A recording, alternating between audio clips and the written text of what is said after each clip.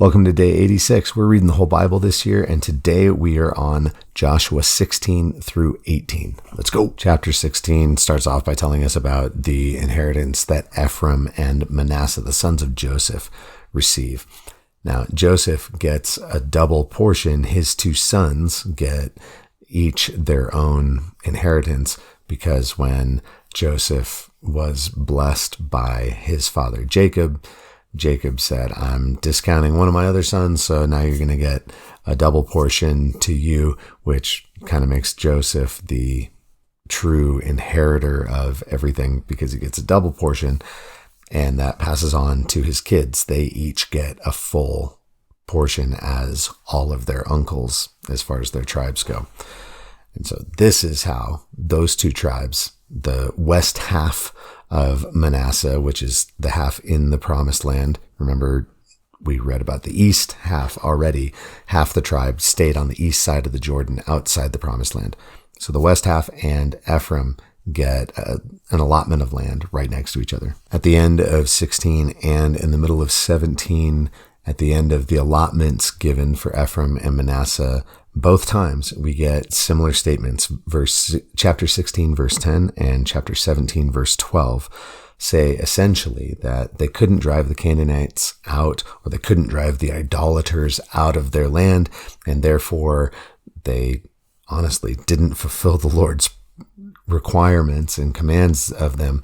And it says they didn't drive them out, but they did make them forced laborers, which still wasn't supposed to be the point. The end of chapter 17 has these two tribes complaining about their land. They say they don't have enough. And so Joshua comes up with a wise decision. He says, here's the hill country. You can take this. You can clear out some of the forest and you can drive out the Canaanites and you can have that space. The Lord will be with you and you'll be able to do it. Chapter 18, Joshua identifies 7 tribes still are kind of just sandbagging. They're not moving forward in allotting their land.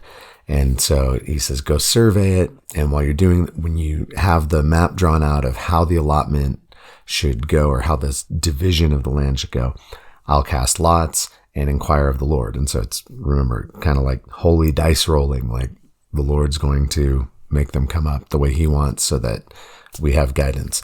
So starts off with Benjamin's inheritance and describes where they're going to go. And Benjamin's cities include a place called Jebus or Jebus, and that is soon to be called Jerusalem. Something that stands out to me today is actually kind of hidden at this time, and we'll find it later. But we read about how the half tribe of Manasseh and Ephraim both had it highlighted that they were unable to take all of the cities that were given to them.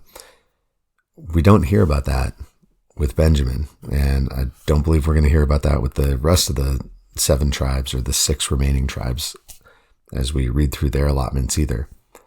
But we find that later on in Israel's history, a bunch of their problems come from the fact that they didn't drive out all that the Lord had for them. But the Lord promised that he would. And so what do we do with that? We could look at that and say, well, the Lord didn't fulfill his promise. Or we could look at that and say, the Lord repeatedly gives a conditional promise on this. If you come in, are faithful, trust me, follow my decrees, I will drive out these people before you and you will inherit this land. What do? They don't follow him very faithfully. And in doing that, they fall short of truly getting everything that the Lord has for them. And I am challenged to consider, is there anywhere in my life where I'm half-heartedly pursuing the things of the Lord or following his instructions or pursuing his vision? Man, I don't want to be somebody who gets some or even just most of what the Lord has for me. I want to lean all the way in and receive what the Lord has for me in full and what God might do through me if I was completely surrendered. And I think that's a good, regular, daily even check on our hearts that, at least for me, I want to keep checking, keep leaning in, keep exploring God, what do you have for me? Is there any way that is unrighteous in me? And as it says in the Psalm, search me, O God, and see my heart and know my heart, and see if there's any unrighteous way in me. Lead me in the way of life everlasting. God, dig in and guide me in the way I should go. That's what stands out to me today. I would love to hear what stands out to you, or what questions or problems you have with this as you read it, what commentary and how God is speaking to you. Let's share that with each other and encourage one another and challenge one another. And let's keep reading this together. In the meantime, be rad for Jesus.